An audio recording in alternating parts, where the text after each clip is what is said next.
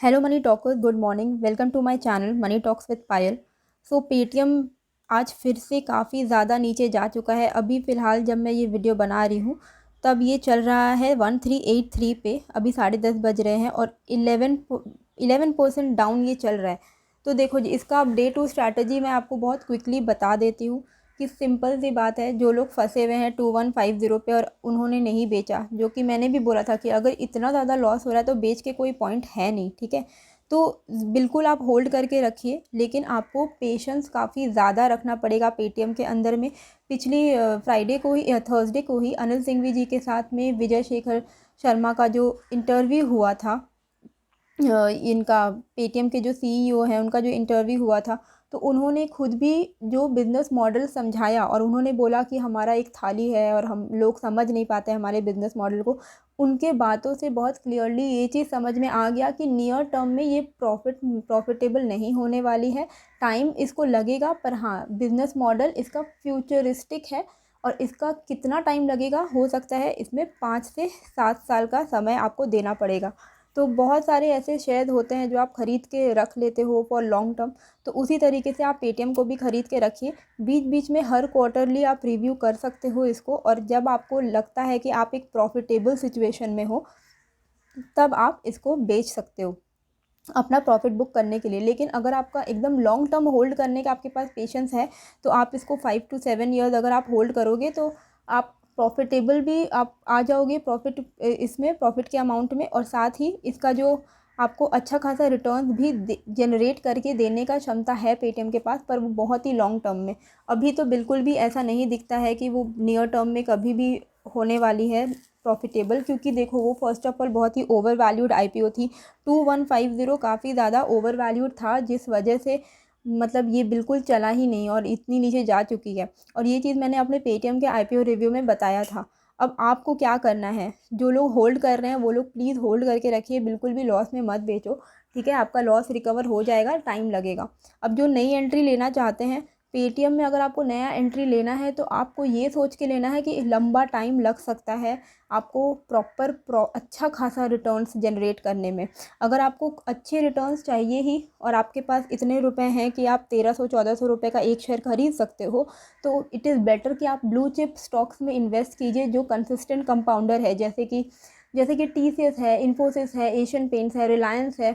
ऐसे blue chip companies में आप इन्वेस्टमेंट कीजिए। एचयूएल हो गया आपका, आईटीसी भी अच्छी कंपनी है, कम सस्ती है लेकिन अच्छी कंपनी है। साथ ही और भी अगर मैं बोलूँ तो पिडीलाइट हो गया, फिर आपका पॉलीकैब हो गया, रिलैक्सो, ये सब शेयर्स में आप इन्वेस्टमेंट कीजिए तो आपको शॉर्ट रिटर्न्स मिलेंगे, ठीक है। लेकिन पेटीएम में अगर आप अभी इन्वेस्टमेंट करते हो इस वक्त में, तो अभी नहीं कोई बता सकेगा कि ये कितनी नीचे जाएगी। पर अगर हम लोग इसको टेक्निकली देखें तो देखो, ये मूविंग एवरेज से तो कम चल ही रही है, वो तो बिल्कुल बहुत क्लियर है, इसमें कुछ खास चार्ट देखने को है नहीं। साथ ही इसका जो आरएसआई 2930 के आसपास है, ये दिखाता है कि ये बेरिश मोड में है, यानी कि सेलिंग प्रेशर काफ़ी ज़्यादा है। तो हो सकता है ये इस लेवल से और ज़्यादा नीचे में जाएगी।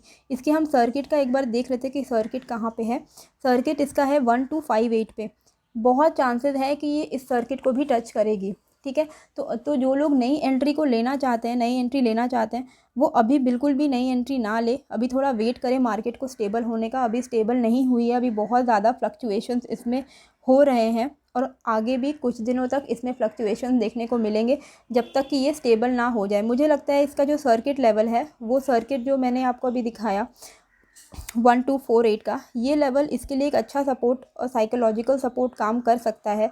तो 1248 तक ये जा सकती है, उसके बाद शायद ये बाउंस बैक कर जाए, हो सकता है। अदरवाइज़ अगर ये इसको भी तोड़ देगी तब ये नेक्स्ट सर्किट तक भी जा सकती है, ठीक है। क्योंकि अभी स्टॉक काफ़ी कमज़ोर है और अभी बिल्कुल भी इसमें नया एंट्री नहीं बनता है। अगर आपको लेना ही है तो आप थोड़ा सा 1-2 दिन रुक जाइए, देखिए कि कहाँ पे ये जाके स्टेबल हो रहा है, एक जगह जहाँ पे ये स्टेबल हो जाएगी। क्योंकि ऐसा नहीं है कि कंटिन्यूअसली गिरते रहेगा फिर उसके बाद धड़ाम से जल्दी जल्दी उठ जाएगा, ऐसा नहीं होगा। जब वो गिर जाएगा तो उसके बाद वो एक टाइम पे आके 1-2 दिन तक एक ही रेंज बाउंड में ज़रूर घूमेगा, तब आपको समझ में आ जाएगा कि ये एक कंसोलिडेशन फेज़ चल रहा है। तब आप चाहो तो इन्वेस्टमेंट कर सकते हो, और मैं आपको उसके ऊपर एक वीडियो बना के डाल दूँगी कि किस लेवल पे आपको नई एंट्री लेनी चाहिए। अभी तो फ़िलहाल नहीं लेना चाहिए बिल्कुल भी। और अगर आप नया एंट्री लेने का सोच रहे हो तो बिल्कुल, अगर आप लॉन्ग टर्म इन्वेस्टर हो तभी आप नया एंट्री पेटीएम में लेने का सोचिएगा। अगर आपको शॉर्ट टर्म गेन्स चाहिए तो पेटीएम फिर आपके लिए बिल्कुल भी नहीं है। तो होप आपको ये कॉन्सेप्ट समझ में आ गया हो कि क्या करना है। एग्जिस्टिंग को सिंपली कुछ नहीं करना है, होल्ड करना है और भूल जाना है। जैसे आप बहुत सारे ऐसे स्टॉक्स को लॉन्ग टर्म के लिए होल्ड करते हो, वैसे पेटीएम को भी अब भूल जाइए और लॉन्ग टर्म के लिए होल्ड कीजिए। बीच बीच में पीरियोडिकली हर क्वार्टर रिजल्ट जब वो लॉन्च करती है आप रिव्यू कीजिए। अगर आपका कभी प्रॉफिटेबल आता है तो आप प्रॉफिट बुक करके एग्ज़िट कर सकते हो। जो लोग नया इन्वेस्टर हैं अभी कुछ मत कीजिए, जब नया लेवल आएगा प्रॉपरली इन्वेस्ट करने का, जब मौका आएगा मैं वीडियो बना दूंगी और आप इसमें बाय ऑन डिप कर सकते हो। लेकिन आपको लॉन्ग टर्म के लिए रखना होगा, शॉर्ट टर्म में एकदम नियर टर्म में ऐसा नहीं है कि ये विदिन 6 मंथ्स या 1 ईयर में आपको बहुत अच्छे रिटर्न्स ला के दे सकती है। क्योंकि जिस कमज़ोरी से ये अभी जा रही है, जितनी कमज़ोरी ये स्टॉक हो चुकी है, एकदम भी नहीं लग रहा है कि इतनी जल्दी ये 2150 क्रॉस करेगी। ठीक है, तो अभी आप अगर नया इन्वेस्टमेंट करना चाहते हो तो बिल्कुल लॉन्ग टर्म के लिए कीजिए। शॉर्ट टर्म बिल्कुल अवॉइड कीजिए। जो शॉर्ट टर्म ट्रेडर है, जो स्विंग ट्रेडर है, जो पोजिशनल ट्रेडर है, जो जिनको एक एक महीने में भी वो स्टॉक बेचते हैं, उनके लिए ये शेयर अभी फ़िलहाल तो बिल्कुल भी नहीं दिख रहा है। और आप चाहो तो वो इंटरव्यू जाके देख सकते हो जो इसके सीईओ ने दिया था, मिस्टर विजय ने।